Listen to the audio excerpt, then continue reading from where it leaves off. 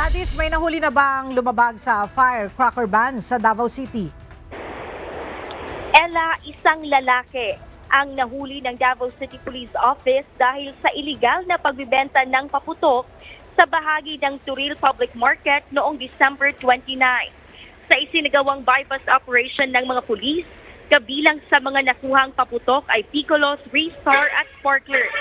Sa ngayon ay inihahanda na ng mga otoridad ang kasong paglabag sa Firecracker Ban Ordinance laban sa 27 taong gulang na lalaki. Higit 20 taon nang ipinatutupad sa Davao City ang Firecracker Ban.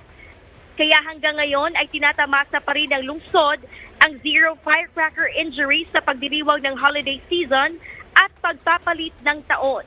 Kamakailan lang ay niliraw rin ng DCPO na hindi paputok ang dahilan kung bakit nasugatan sa kamay ang isang batang lalaki sa Turil, kundi ito ay dahil sa isang plastic bottle na nilagyan ng alkohol na sinindihan ng bata. Ella, mahigpit na babala ng DCPO sa mga residente at bibisita sa Davao City, hindi sila magdadalawang isip na hulihin at panagutin sa batas ang sinumang lalabag. Bukod sa bawal na pagbibenta, paggamit at pamimigay ng mga paputok, nagbabala rin ang mga otoridad hinggil sa indiscriminate firing, pulisman o sibilyan ang sangkot. Haharap ang sinuman sa criminal charges, pagkabilanggo at maaari ring pagmultahin.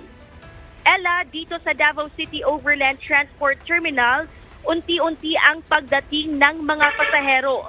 Mangilan-ngilan na lamang ang makikita natin dahil bulto ng mga pasahero ay dumating kahapon o kahapon ng gabi at kaninang madaling araw.